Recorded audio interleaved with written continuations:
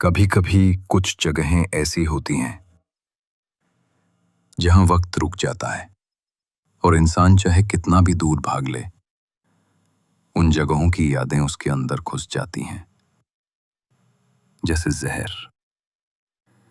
ये कहानी है राघव की, एक आर्किटेक्ट जो नए घर डिजाइन करता था। लेकिन उसके साथ कुछ ऐसा हुआ कि उसने जिंदगी भर किसी घर का नक्शा बनाना छोड़ दिया। राघव एक महत्वाकांक्षी आदमी था, समझदार, सफल और थोड़ा अकेला। उसने अपनी कंपनी के लिए एक पुराना ब्रिटिश काल का बंगला रेनोवेट करने का ठेका लिया था, जो शिमला के एक पुराने पहाड़ी इलाके में था। वहां पहुंचते ही उसने महसूस किया, हवा कुछ अलग थी।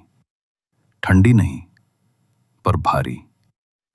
बंगले का नाम था मिस्ट्री विला। केयरटेकर एक बुजुर्ग आदमी था, गोपाल, जो वहां कई सालों से रहता था। राघव ने पूछा, यहां कोई रहता भी है क्या? गोपाल ने धीरे से कहा, रहते तो सब हैं साहब, बस दिखते नहीं। राघव मुस्कुरा पड़ा। मुझे भूतों से डर नहीं लगता। गोपाल भी मुस्कुराया। एक अजीब, बेचैन मुस्कान थी। डर सबको लगता है साहब, बस वक्त अलग अलग होता है। बंगले में 4 कमरे थे, लेकिन एक कमरा हमेशा बंद रहता था। गोपाल ने इशारा करते हुए कहा, वो कमरा खोलने की जरूरत नहीं है साहब। राघव ने सोचा शायद पुराना सामान रखा होगा, इसलिए मना कर रहा है। लेकिन एक आर्किटेक्ट होने के नाते उसने हर कमरे की जांच करने का प्लान बनाया। रात के 2 बजे, जब सब सो रहे थे, राघव ने अपने औजार उठाए और उस बंद कमरे का ताला तोड़ दिया। जैसे ही ताला खुला, एक ठंडी हवा का झोंका उसके चेहरे पर लगा। अंदर से एक पुरानी लेकिन मीठी खुशबू आ रही थी, जैसे किसी ने अभी चंदन जलाया हो। कमरा बिल्कुल साफ था, एक भी धूल का कण नहीं। सिर्फ एक बिस्तर, एक आईना और दीवार पर एक पेंटिंग। पेंटिंग में एक औरत थी, सफेद साड़ी में, मुस्कुराती हुई। उसकी आंखों में अजीब सा दर्द था, जैसे वो जिंदा हो। राघव ने पेंटिंग देखी और कहा, निस्सार्थवक। बस इतना कहकर वो बिस्तर पर बैठ गया। लेकिन अचानक उसे महसूस हुआ जैसे कोई उसे देख रहा हो। आईने के कोने में एक छाया थी, पर जब उसने मुड़कर देखा, कुछ नहीं था। वो हंसा, ओवर थिंकिंग, थकान होगी, और बिना सोचे उसी कमरे में सो गया।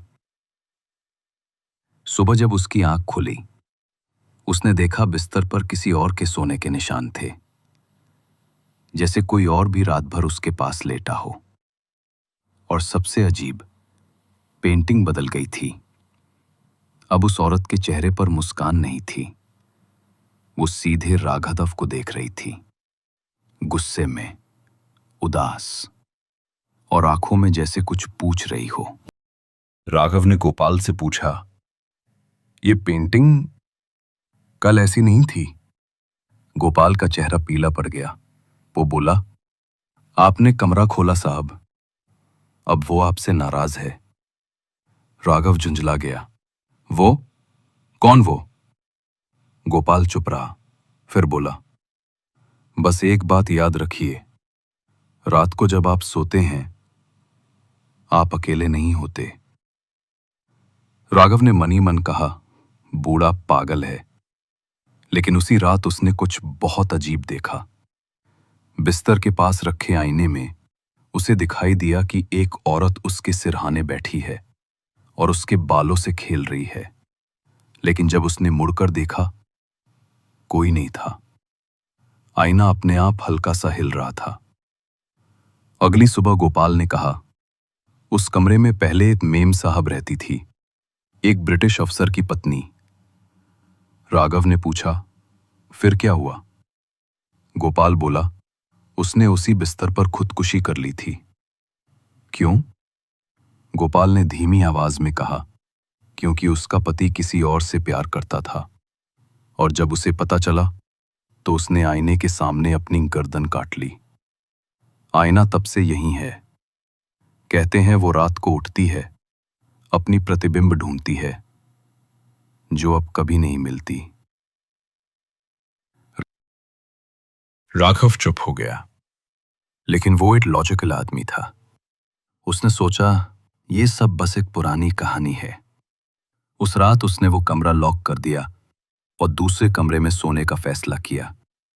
लेकिन रात के 3 बजे दरवाजा खुद ब खुद थक थक करने लगा और उसके फोन पर एक नोटिफिकेशन आया, मिरर वांट्स टू ओपन।